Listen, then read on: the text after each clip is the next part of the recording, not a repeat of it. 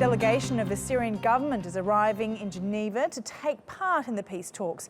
On Thursday, the main Syrian opposition group, the HNC, said it is willing to share membership of a transitional governing body with the regime, but not with Bashar al-Assad. A transitional governing body that consists of people who are with the regime now, and half of them, half of this body is from the regime side, and the other half is from the opposition side. Their responsibility is to call for a big national conference in Syria. National conference will form a committee that really takes care of forming a new constitution there for the country, and also call for parliament election. Now, reporter Zeina Awad is in Geneva. Now, Zeina, with the Syrian government delegation arriving for a third day today, what are we expecting to come out of these talks?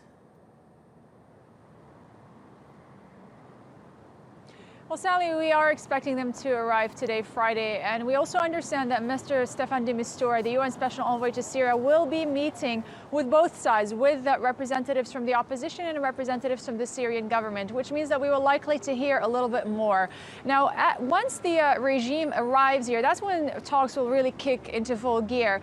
And the opposition has already laid out the narrative. As we've heard just earlier, they've said that they're willing to share power with the regime and a transitional government. They say there are certain individuals in the regime that they will work with. Those are people who haven't, in their words, killed any Syrians, who don't have blood on their hands. They're even willing to share the military. I mean, that's quite significant. So it's a conciliatory tone. And once the regime gets here, we will hear what the reaction will be.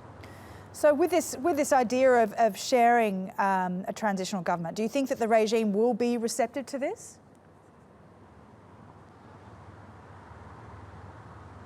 Well, you know, diplomacy is very much about signaling, and the signals we've received from the regime in the last few days haven't been as positive. They have attacked rebel positions north of Aleppo with Russian air cover, which is a violation of the cessation of hostilities. And they have said that the future of Mr. al-Assad has to be determined at the ballot box. Of course, Assad not being part of a future Syria is a core demand of the opposition. They also say that they do not want to engage in a transitional government. They want to engage in a government of unity. Now, this may be posturing. They may soften their position once they're here, but the signals really haven't been as positive.